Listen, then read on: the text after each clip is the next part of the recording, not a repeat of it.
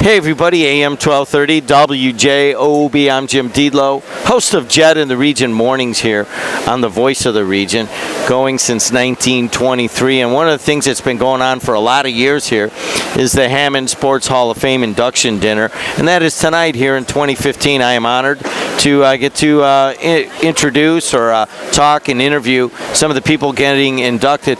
Once in a while we induct somebody posthumously, and that is the case right here as we are putting Tom Manning into the Hammond Sports Hall of Fame. And I'll give you what Wes Lukosius wrote. The 1949 Catholic Central graduate started as a football lineman in high school and at Arkansas State University in the class of 54, where he earned little All-American honors. He went on to referee high school and college games.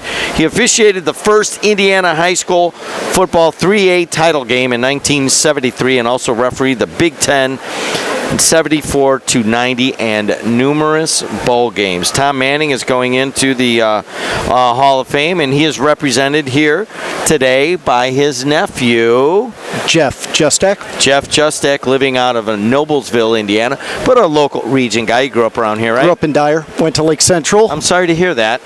Of course, I went to Munster and hang out in Hammond, so that's a joke. I always say it. Don't take anything with it. 1949 Catholic Central.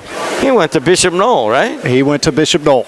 Yeah, I mean, that's kind of the precursor to Bishop Knoll was Catholic Central. Not a lot of people know that anymore, but he was back in the day when Catholic Central was getting going, and he played in the line there. Anything you can remember your uncle telling you about it? From the football side of thing, I will say he loved the game.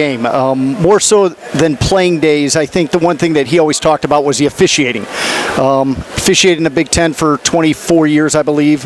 Had the opportunity to do the Peach Bowl in Florida in, I think, 89, did the Rose Bowl in 93, and I was fortunate to go to both of them. Oh, really? So, loved the game.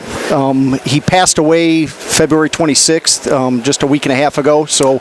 Oh, yes, that is correct. It's a kind of an odd timing here and so forth, so we appreciate you coming in and talking about that. But, yes, and he would have loved an event like this. My aunt, Shirley Manning, and Tom were married 56 years, did not have any children, and sports were their lives. Traveled all over the world, all over the country, obviously officiating through the Big Ten, but football was his passion, and then I'll say IU basketball, and that was more so because of Shirley, but he followed along as most good husbands do.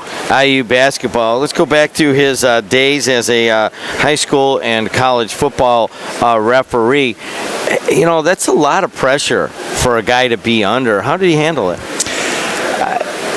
I think I heard somebody make notation last week during a family gathering was it takes a lot of skill to stand in front of 100,000 screaming fans, but then to be the one that's always saying the wrong thing or throwing the wrong flag is difficult.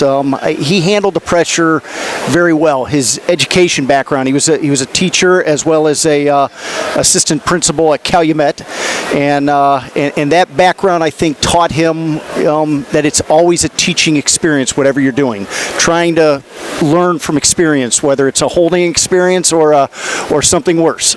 As a nephew, anything that he ever told you that you kind of hold on to?